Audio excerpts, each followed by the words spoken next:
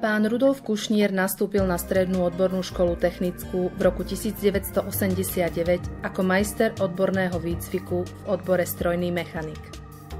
Počas pôsobenia na škole sa popri výchove žiakov a ich vzdelávaniu v oblasti strojárstva venuje podporovaniu odbornej a záujmovej činnosti žiakov v oblasti tvorby a zhotovovania propagačných výrobkov a materiálov, nových učebných pomôcok. Pod jeho vedením sú žiaci pripravovaní na rôzne strojárske súťaže v rámci školy, regiónu a celého Slovenska, na ktorých žiaci dosahujú výborné výsledky. Pracuje na škole ako koordinátor prevencie drogových závislostí.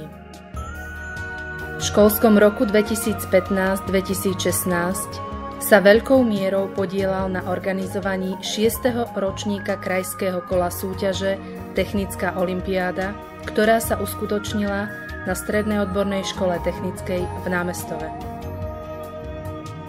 Pán Rudolf Kušnír bol za prácu s mládežou a pedagogické skúsenosti, ktoré sústavne využíva pri svojej práci, za včasné plnenie pracovných a mimoriadnych úloh niekoľkokrát ocenený vedením školy.